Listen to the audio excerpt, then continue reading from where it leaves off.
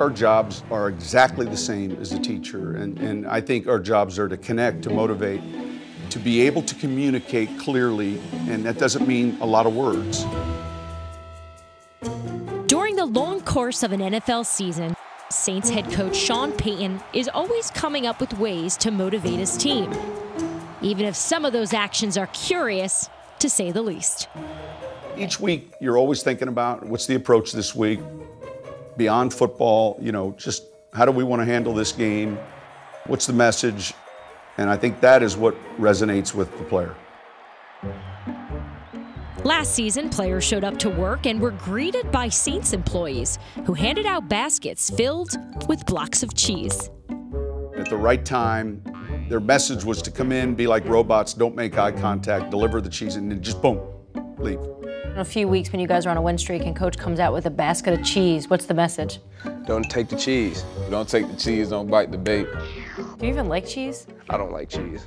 So I don't have a problem eating the cheese because I'm not gonna eat it anyway. The message is clear, but sometimes Coach takes it one step further. Usually it happens after a win streak or after good things have happened and he knows that the media and other people are going to be feeding us a lot of what he calls cheese. He has a saying, don't eat the cheese.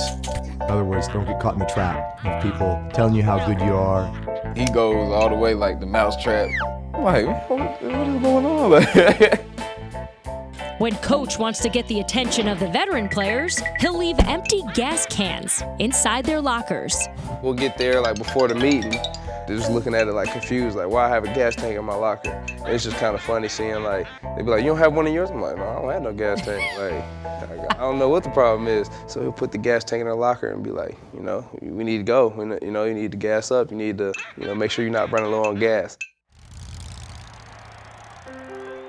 The empty gas cans are an old Bill Parcells tactic that Payton learned working alongside him in Dallas.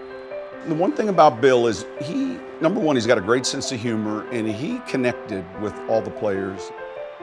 And Payton has forged his own ways to connect with his players. This offseason, he took the team bow and arrow fishing on airboats on the bayou. Basically, you go out on the boat, kind of see a bunch of fish in the water, and then you have to try to put your arrow at it and shoot it and get it, but it's a lot harder than it looks. I was a little worried taking 90 players to the swamps with bows and arrows. It was good, it was unique. The message of this trip, simple. You realize you might be, a top guy when we go out there on the football field and compete, but then you're not really that good when we go boat fishing.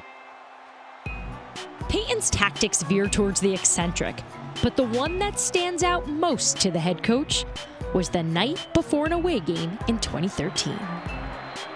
All week I'd been on him about playing this game, so I had this fat guy's outfit on, with a basket of different cheeses, and came in, and there was some article about me, and so I made it a point of acting like I didn't take my own advice. I got so angry, I just ripped the fat costume off.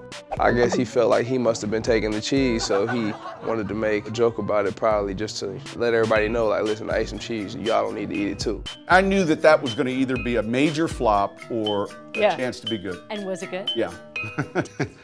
From cheese to mousetraps to fishing trips to gas tanks, it's clear Sean Payton's message resonates with his players. I feel like, guys that are young, they don't know what's going on, but if you play here long enough, those things will pop up and you'll be like, oh yeah, the gas tanks. He always finds little ways to keep us motivated and make sure that we're focused and serious, but not too serious.